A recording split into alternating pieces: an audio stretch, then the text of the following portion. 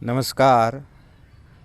सरस्वती शिक्षा समिति पाली द्वारा आयोजित इस फिजिक्स की ऑनलाइन क्लास में आप सभी भैया बहनों का हार्दिक स्वागत और अभिनंदन।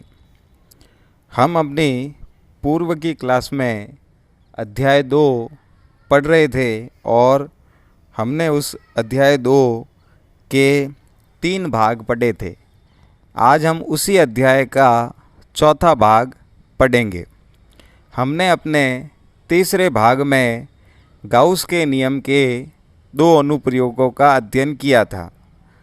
उसी में हमने एक गोलीय कोश या चालक गोले के कारण विद्युत क्षेत्र की तीव्रता को ज्ञात किया था। अब हम उसी से आगे बढ़ते हैं और गाउस के नियम का हम अगला अनुप्रयोग करते हैं, 5वां अनुप्रयोग, जिसका नाम है समरूप आवेशित अचालक गोले के कारण विद्युत क्षेत्र की तीव्रता। अचालक गोले को हम कुचालक गोला भी कहते हैं। हम इसके ऊपर क्यों आवेश डालेंगे? तो हम ये जानते हैं कि कुचालक गोला या अचालक गोला होता है, जब उसके ऊपर आवेश डाला जाता है तो सारा ही आवेश उसकी सतह के अंदर संपूर्ण आयतन में वितरित हो जाता है। तो हम एक चित्र में ध्यान से देख रहे हैं, कैपिटल आर त्रिज्या का एक अचालक कुचालक गोला है।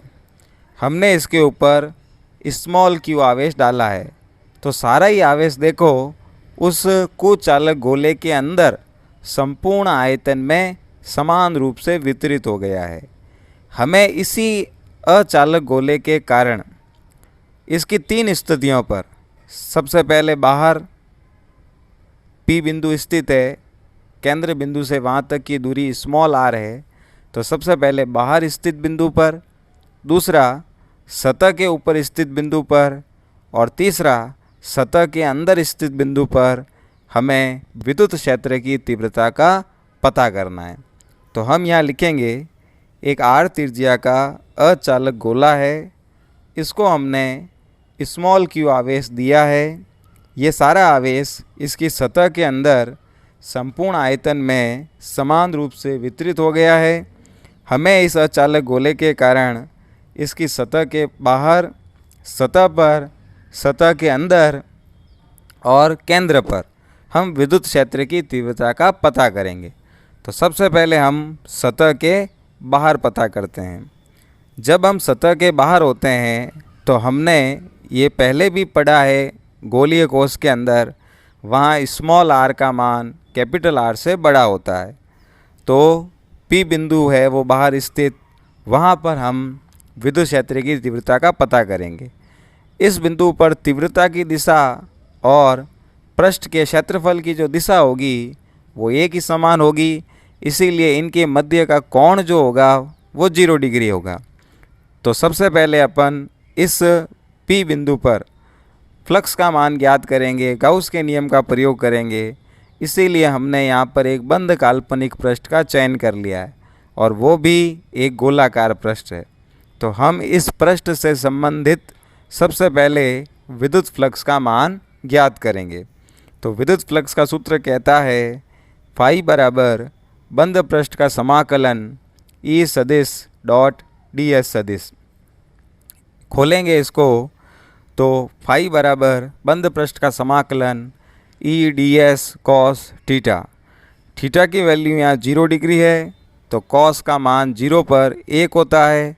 ये मान हम यहाँ रख देंगे। तो फाई बराबर बंद पृष्ठ का समाकलन E ds। यहाँ से E का समाकलन नहीं होगा, बाहर आ जाएगा। तो फाई बराबर E बंद पृष्ठ का समाकलन ds। अब जो बंद पृष्ठ का समाकलन ds है वो काल्पनिक पृष्ठ हमने गोला माना है, तो गोले के लिए इसका मान होता है 4 पाई r²। r उस काल्पनिक गोले की त्रिज्या हो गई। ये मान हम यहाँ रख देते हैं। तो फाई बराबर E डॉट 4 पाई r², समीकरण इसको 1 दे देते हैं। ये विद्युत फ्लक्स के सूत्र से फाई आ गया। अब हम गाउस का नियम लगाते हैं। तो गाउस के नियम से फाई का मान होता है Q/ε 0 या एप्सिलॉन नॉट। इसको समीकरण हमने 2 दे दिया। समीकरण 1 में भी फाई का मान है, समीकरण 2 में भी फाई का मान है, अतः हम अब इन दोनों की तुलना करेंगे। तो 1 व 2 से E dot 4 pi are square बराबर हो गया क्यू बटे एप्सिलॉन 0। हमें ई का मान बताना है तो 4 पाई आर स्क्वायर बटे में चला जाएगा, तो ई बराबर हो जाएगा क्यू बटे 4 पाई आर स्क्वायर एप्सिलॉन 0। ये 1 बटा 4 पाई एप्सिलॉन 0 जो नज़र आ रहा है, इसको हम निर्वात में कूलॉम नियतांक कहते हैं, इसको के से रिप्रेजेंट करते हैं। तो यहाँ इनकी जगह के रख दें तो ई बराबर हो जाएगा के क्यू बटे आर स्क्वायर। इसको समीकरण 3 दे देंगे। यही उस बाहर स्थित पी बिंदु पर जो है विद्युत क्षेत्र की तीव्रता का मान होगा, ई बराबर के क्यू बटे आर स्क्वायर। ये तीव्रता का मान गोलीय कोश के लिए और इसके लिए दोनों के लिए समान आया है। इसको सदिश रूप में लिख दें तो सदिश रूप में ई सदिश बराबर हो गया के क्यू बटे आर स्क्वायर आर कैप। यहाँ आर कैप जो है वो एकांक सदिश है। तो हमने बाहर स्थित बिंदु पर विद्युत क्षेत्र की तीव्रता का पता कर लिया है। अब हम दूसरी स्थिति में सतह पर विद्युत क्षेत्र की तीव्रता का पता करेंगे। जब हम सतह पर आ जाते हैं तो सतह पर स्मॉल आर का मान कैपिटल आर के बराबर हो जाता है। तो कैपिटल आर के बराबर हो गया स्मॉल आर। तो हम ये चीज़ अभी जो हमने निकाला बाहर स्थित बिंदु पर, उसी जगह पर हम ये मान रख देते हैं स्मॉल आर बराबर कैपिटल आर। तो सतह पर स्थित बिंदु पर विद्युत क्षेत्र की तीव्रता निकल जाएगी। हम सतह पर आते हैं तो वहाँ पर त्रिज्या कैपिटल आर होती है। तो हम समीकरण 3 में ही स्मॉल आर की जगह कैपिटल आर का मान रख लेते हैं। तो ई बराबर हो जाएगा के क्यू बटे कैपिटल आर स्क्वायर। इसको हम समीकरण नंबर 5 दे देंगे। यही सतह पर स्थित बिंदु पर विद्युत क्षेत्र की तीव्रता होगी। इसको भी सदिश रूप में लिख देते हैं। तो सदिश रूप में हो जाएगा ई सदिश बराबर के क्यू बटा capital R square r cap. ये समीकरण नंबर 6 हो गया। तो ये दोनों ही समीकरण सतह पर स्थित बिंदु पर विद्युत क्षेत्र की तीव्रता को दर्शाएंगे। अब हम सतह के अंदर की बात करते हैं। तीसरी स्थिति में सतह के अंदर स्थित बिंदु पर विद्युत क्षेत्र की तीव्रता, या यूँ लिख सकते हैं गोले के अंदर स्थित बिंदु पर विद्युत क्षेत्र की तीव्रता। जब हम गोले की सतह के अंदर आ जाएंगे तो अंदर स्मॉल आर का मान कैपिटल आर से छोटा हो जाएगा। हम ध्यान दें, चित्र में हम देख रहे हैं हम सतह के अंदर एक बिंदु P की कल्पना कर रहे हैं और वहाँ हम एक काल्पनिक गोले का चयन करते हैं। तो हम जब वहाँ काल्पनिक गोले का चयन करेंगे तो हम ध्यान से देखिए, आधा आवेश, कुल आवेश जो है उसमें से कुछ आवेश जो है इस गोले के बाहर पड़ा है और कुछ आवेश इस गोले के अंदर पड़ा है। इसका मतलब इस काल्पनिक जो हमने गोले का चयन किया है, इस काल्पनिक गोले के अंदर Q आवेश पूरा नहीं है, इसमें से कुछ आवेश कम हो रहा है। तो हम ये मान लेते हैं कि हमने जो काल्पनिक गोले का चयन किया है उसके अंदर जो आवेश पड़ा है उसका मान Q डैश है। तो अब हम सबसे पहले इन दोनों गोले, एक तो बड़ा गोला जो है ही है और एक अंदर छोटा गोला जो हमने काल्पनिक रूप से माना है, इन दोनों गोलों के लिए हम एकांक आयतन में आवेश की सबसे पहले तुलना करके अंदर वाले गोले के अंदर जो आवेश है उसका हम पता करेंगे, उसका मान ज्ञात करेंगे। तो हम लिखेंगे, जब बिंदु गोले की सतह के अंदर स्थित है तो वहाँ गाउसीय पृष्ठ की कल्पना करने पर काल्पनिक गोले से संबंधित जो भी आवेश होगा उसे Q डैश माना हमने। ये बड़े गोले की तुलना में कम है, अतः हम आयतन आवेश घनत्व से इनकी तुलना करेंगे। बड़े वाले गोले पर आवेश जो है वो Q है और छोटे वाले गोले पर Q डैश है। तो छोटे वाले गोले की जो त्रिज्या है वो स्मॉल आर है और बड़े वाले गोले की त्रिज्या कैपिटल आर है। तो यहाँ पे हम तुलना करेंगे तो हो जाएगा Q डैश बटा 4 पाई स्मॉल आर क्यूब, क्योंकि छोटे वाले गोले की त्रिज्या स्मॉल आर है, और बराबर में Q बटा 4 पाई कैपिटल आर क्यूब, क्योंकि बड़े वाले गोले की त्रिज्या कैपिटल आर है। यहाँ से ध्यान से देखिए 4/3 पाई जो है वो दोनों तरफ कट रहा है। तो कटेगा तो क्या हो जाएगा, यहाँ से Q डैश का मान आ जाएगा, आर क्यूब को उधर भेज देंगे तो Q डैश बराबर हो गया QR³ बटा कैपिटल R³। इसे समीकरण 7 दे देंगे। ये अंदर जो गोला हमने बनाया काल्पनिक रूप से, उसके अंदर जो आवेश है ये उसका मान आ गया। हमें इसी की ज़रूरत यहाँ पे पड़ेगी क्योंकि हमने काल्पनिक गोले का चयन इसी प्रकार से किया है। अब हम उस काल्पनिक गोले के संबंध में सबसे पहले विद्युत फ्लक्स ज्ञात करते हैं। तो विद्युत फ्लक्स का सूत्र क्या कहता है? फाई बराबर बंद पृष्ठ का समाकलन ई सदिश डॉट डी एस सदिश। हम इसे खोल दें तो फाई बराबर E D S cos theta समाकलन में आ गया। थीटा का मान यहाँ 0 है तो कॉस 0 1 हो जाएगा। तो फाई बराबर हो जाएगा बंद पृष्ठ का समाकलन ई डी एस। ई का समाकलन नहीं होगा, बाहर आ गया, तो ई बाहर आ गया, अंदर हो गया डी एस।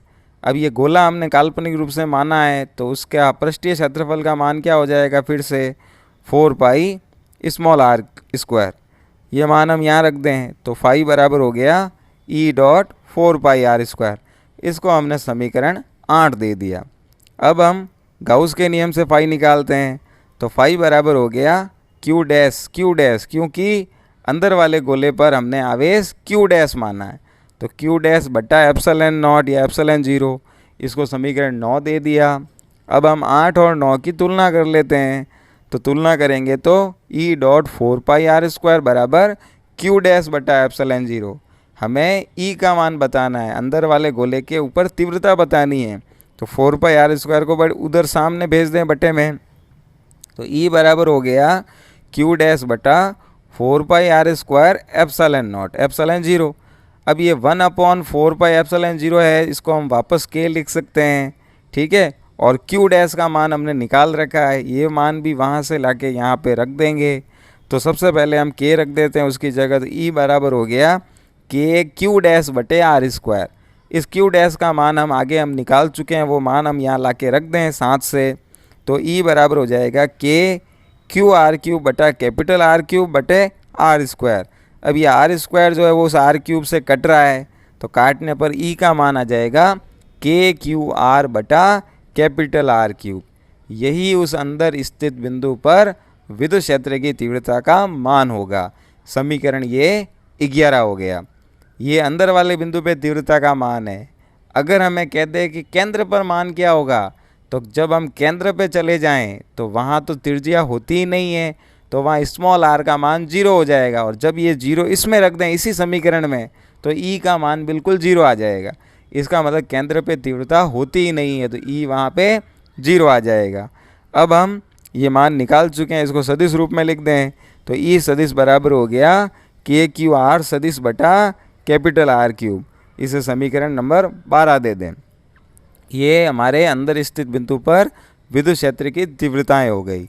अब हम इनका ग्राफ खींच लेते हैं सबका। तो ग्राफ खींचते हैं तो ग्राफ कुछ इस प्रकार से प्राप्त होता है। देखो, जब R बराबर कैपिटल R है तो उसको हमने एक लाइन से बताया है, लेकिन जब हम आगे जाते हैं तो स्मॉल r का मान बड़ा हो जाता है। और बड़ा मतलब बाहर क्या मान था, के क्यू बटे स्मॉल आर स्क्वायर, तो वहाँ पे व्युत्क्रमानुपाती है, इसलिए उसका ग्राफ वक्री आया। जबकि जब हम अंदर है तो अंदर मान क्या होता है, अभी देखा आपने, के क्यू आर बटा कैपिटल आर क्यूब, माने ई जो है वो आर के स्मॉल आर के समानुपाती है, इसलिए उसका ग्राफ सीधी रेखा बनाया गया। तो इस तरह से हमने इस डेरिवेशन में एक अचालक गोले के कारण विद्युत क्षेत्र की तीव्रताएं अलग अलग स्थानों पर पता की है। ये हमारे गाउस के नियम का अंतिम 5वां अनुप्रयोग था, जो यहाँ पे ख़त्म हो गया है। अब अगला डेरिवेशन है इसी पार्ट का, आवेशित चालक की सतह पर बल हमें ज्ञात करना है। कोई भी आवेशित चालक सतह है, उसके ऊपर कितना बल काम कर रहा है, उसके ऊपर आवेश होता है, वो समान रूप से वितरित होता है वहाँ आवेश। तो उसके किसी एक जगह पर, एकांक जगह पर अगर हम आवेश का पता करें तो उस आवेश के कारण जो है वो वहाँ पे कितना बल काम करेगा वो हमें ज्ञात करना है। इसके लिए हम एक चित्र को देखते हैं। हमने एक गोला लिया है, सुचालक गोला, या हम कह सकते हैं कोई भी चालक सतह ले ली। हमने उसके ऊपर आवेश डाला तो वो सारा ही आवेश क्या हो गया, उसकी सतह पर देखो समान रूप से वितरित हो गया, पूरे गोले पर वितरित हो गया। अब हम इसी गोले के बाहर एक बिंदु का चयन करते हैं, वो है P1। और एक अंदर बिंदु का चयन करते हैं, वो है P2। और इसी गोले के ऊपर एक छोटे से क्षेत्र को मानते हैं, और वो क्षेत्र क्या है, देखो एक छोटा सा गोला किया हुआ है AB करके, ये हम वहाँ पे चयन कर रहे हैं। तो हम देखते हैं कि बाहर वाले बिंदु पर जो तीव्रताएं होगी उसकी दिशा बाहर की ओर होगी, लेकिन अंदर वाले बिंदु पे तीव्रताओं की दिशा देखें तो इस छोटे से भाग के द्वारा तीव्रता की दिशा अलग होगी, और बाकी जो भाग बचा है उसके कारण तीव्रता की दिशा अलग होगी। तो हमें ये बताना है कि ये इस एकांक जो सतह है इसके ऊपर के ऊपर कितना बल काम कर रहा है, वो हमें ज्ञात करना है। तो हम लिखते हैं, चालक के बाहर जो हमने P1 बिंदु माना है, इस P1 बिंदु पे सबसे पहले विद्युत क्षेत्र क्या होगा, तीव्रता क्या होगी। हम एक गाउस के नियम का डेरिवेशन कर चुके हैं और वहाँ बता चुके हैं कि कोई भी चालक प्लेट होती है, चालक सतह होती है, उससे कुछ दूरी पर विद्युत क्षेत्र की तीव्रता का मान होता है सिग्मा बटा एप्सिलॉन 0।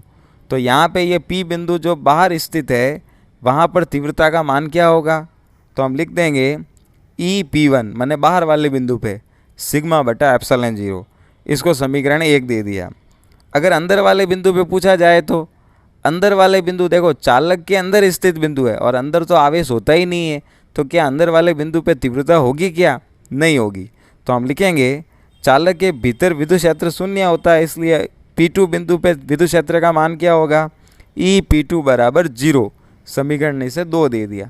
तो बाहर तो हो गया सिग्मा बटा एप्सिलॉन 0 1, और अंदर 0, समीकरण नंबर 2। अब हम क्या करते हैं, ये हमारा चित्र वही वाला है, हम इस चालक को 2 भागों में विभाजित करते हैं। मैंने आपको पहले ही कहा एक भाग तो हम मानते हैं वो छोटा सा टुकड़ा जो हमने चयनित किया है AB, और एक भाग हम मान रहे हैं बाकी वाला पूरा जो बचा है वो। तो इस छोटे से अल्पांश के कारण जो तीव्रता होगी उसको हम E1 मान रहे हैं, और जो बाकी वाला भाग बचा है उसके कारण जो तीव्रता होगी उसको हम E2 मान रहे हैं। तो अगर P1 पे देखा जाए तो P1 बिंदु जो बाहर है, इस छोटे से भाग के कारण और बाकी वाले दोनों भाग के कारण तीव्रता की जो दिशा होगी वो एक समान होगी। लेकिन अगर P2 की बात करें तो P2 पे यही तीव्रताओं की दिशाएं जो होगी वो विपरीत होगी, ठीक है ना। तो इस प्रकार हम क्या लिख सकते हैं, तो P1 बिंदु पे जो तीव्रता होगी उसकी दिशा एक ही दिशा है, E1 और E2 दोनों एक ही दिशा है, तो EP1 जो है वो E1 प्लस E2 हो जाएगा। इसको समीकरण 3 दे देंगे। और इसी प्रकार से P2 पर देखो तीव्रता की दिशा विपरीत है, तो वहाँ पे हो जाएगा E1 माइनस E2। इसको समीकरण 4 दे देंगे। बाहर वाले बिंदु पे तीव्रताओं की दिशाएं समान हैं तो E1 प्लस E2, और अंदर वाले बिंदु पे तीव्रताओं की दिशाएं असमान हैं तो E1 माइनस E2 अंदर वाले बिंदु। और अंदर वाले बिंदु पे हम तीव्रता का मान पहले ही बता चुके हैं कि 0 होता है, तो समीकरण 4 में जो EP2 है ना इसकी जगह 0 रख देते हैं। तो समीकरण 4 में हम ये रख देंगे, तो 0 रखेंगे तो क्या हो जाएगा, E1 माइनस E2 बराबर 0 हो गया। तो यहाँ से E2 को उधर भेज दें, पक्षांतरण कर लें, तो E1 बराबर हो जाएगा E2। ये समीकरण 5 आ गया। इसका मतलब E1 और E2 का मान बराबर होता है। अब यही जो बराबर मान आया ना, इसको हम उस प्लस वाले में बाहर वाले बिंदु पे मान जो भी आया वहाँ रख देते हैं। समीकरण 1 और 5 से मान 3 में रख देते हैं। तो E1 प्लस E2 था, तो वहाँ पे हम मान रख देते हैं E1 बराबर E2 वाला, तो दोनों जुड़ जाएंगे। तो E2 प्लस E2 बराबर हो जाएगा सिग्मा बटा एप्सिलॉन 0। अब E2 और E2 जुड़ रहे हैं तो 2E2 हो जाएगा, और वही 2 नीचे भेज देंगे सामने, तो E2 बराबर हो जाएगा सिग्मा बटा 2 एप्सिलॉन 0। माने E2 का मान जो है वो सिग्मा बटा 2 एप्सिलॉन 0 आ गया। समीकरण इसे 6 दे देंगे। तो जो अल्पांश वो एरिया है उसके कारण तीव्रता ये मान वो आ गया। अब इसी तीव्रता के कारण उस पर बल कितना लग रहा है वो हम ज्ञात करेंगे। तो हम लिखेंगे ये जो तीव्रता है, अतः ACB के कारण AB पर विद्युत क्षेत्र की तीव्रता ये होगी सिग्मा बटा 2 एप्सिलॉन 0 है। तो इस AB पर कुल आवेश जो है वो DQ है, हमने अल्पांश माना है ना, उसके ऊपर आवेश DQ है, तो वहाँ बल कितना होगा। तो बल का सूत्र हम जानते हैं, E बराबर होता है F अपॉन Q, तो F बराबर हो जाएगा EQ। तो वही सूत्र लगाएंगे अल्पांश के लिए, तो DF बराबर हो गया E2 DQ। E2 का मान हम निकाल चुके हैं, वो रख दें यहाँ पे, तो सिग्मा बटा 2 एप्सिलॉन 0 DQ हो गया, ठीक है। और DQ का मान पृष्ठ आवेश घनत्व से सिग्मा बराबर होता है DQ बटा DS, तो डी क्यू बराबर हो गया सिग्मा डी एस। ये मान भी हम यहाँ रख दें। जब ये मान हम यहाँ रख देंगे तो डी एफ का मान आ जाएगा सिग्मा स्क्वायर बटा 2 एप्सिलॉन 0 डी एस।